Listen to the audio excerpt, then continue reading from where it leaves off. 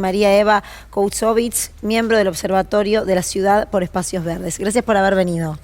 Gracias a vos por la invitación. ¿De qué se trata el último proyecto que presenta el macrismo porteño?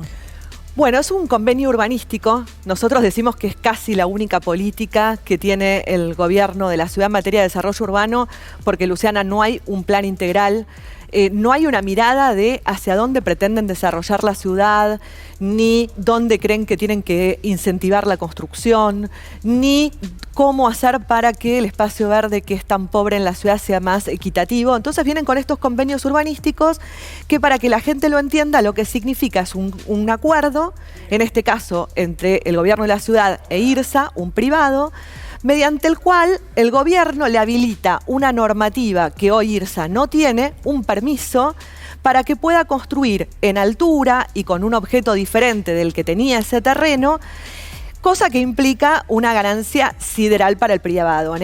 Invirtió 50 millones de dólares y hoy está arriba de los 1.000 y pico de millones de dólares de ganancia.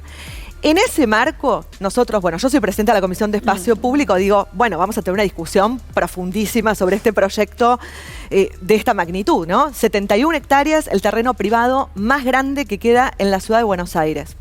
Decidieron que Espacio Público no viene, ¿por qué? Porque la preside una opositora, claramente, porque todos los proyectos anteriores solares de Santa María, que eran exactamente iguales, con modificaciones, pero el mismo esquema, pasaron por la Comisión de Espacio Público. Este no. Y yo digo, era importante discutirlo y sigue siendo, y ahora viene la audiencia pública, porque son estas leyes que se votan 2 veces, ¿viste? Y que quedan sancionadas recién después de la segunda votación y después de que haya una audiencia pública.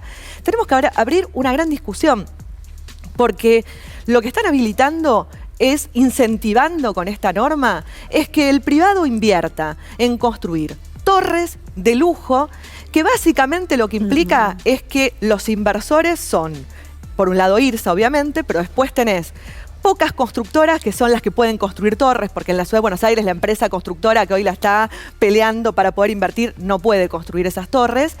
Y después vos decís, bueno, pero hay vivienda, la ciudad se necesita vivienda. No, pero en realidad ya se sabe en Puerto Madero, en realidad ese tipo de torres van para reserva de capital, para que se entienda, para invertir en los que pueden invertir en ladrillos.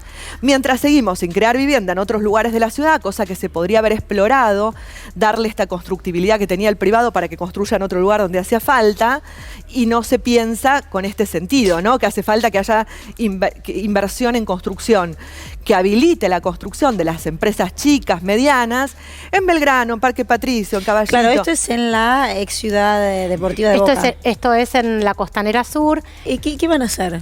A ver, vamos a seguir discutiendo porque esto recién empieza. Hay una audiencia pública que creemos que tienen que anotarse mucha gente y tenemos que poder interrogar. Yo ayer en el recinto planteé algunos interrogantes que me parece que son importantes, porque vos fíjate, en realidad cuando uno va a la resolución que dictó en diciembre del año pasado, casualmente el Ejecutivo, ni siquiera el jefe de gobierno, un funcionario de jefatura de gabinete, para poder ver cómo se valoriza el suelo, por ejemplo, en este tipo de proyectos, uno se encuentra que en realidad el número que debería haber afrontado como contraprestación por este incentivo el privado, digamos que hoy está pidiendo este permiso en un terreno que es privado, que es de él, pero que no tiene el permiso para construir esto, tiene que dar una contraprestación por ley. Entonces, cuando uno va a ver el número, son 715 millones de dólares. Pero ¿qué pasa? ¿Qué hicieron en diciembre? Hicieron una resolución donde hay un anexo que fija los porcentajes del total de la valorización con determinados criterios que se van a pagar en los terrenos según donde estén ubicados. A este terreno, que está al lado de Puerto Madero, no lo pusieron con Puerto Madero, porque si lo hubieran puesto con Puerto Madero, se hubiera valorizado al 100%, hubiera pagado los 715 millones de dólares. No, lo pusieron con la zona sur, con Soldati.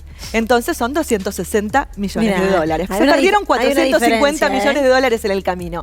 Y en consonancia con lo que decía Eva en relación a lo ambiental, fíjate que dentro de estas 260 millones de dólares de contraprestación, 160 millones acepta el Estado que IRSA lo pague con una parte del terreno que no está identificada, o sea, votamos a ciegas, y que cuando uno va a ver se da cuenta que en realidad es un espejo de agua.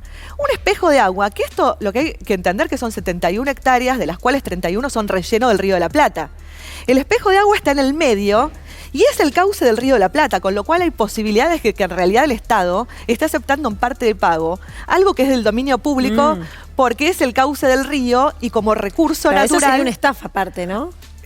Exactamente, complicadísimo. Entonces nosotros decimos, esto se tiene que tratar en comisión, nosotros queremos discutir seriamente, porque además de no coincidir estratégicamente con la idea de que ese sea un lugar para construir este tipo de viviendas de 45 pisos, de lujo, que no van a ser ocupadas por la gente que necesita vivienda, etcétera, etcétera. Además hay una serie de cuestiones que están muy poco transparentadas.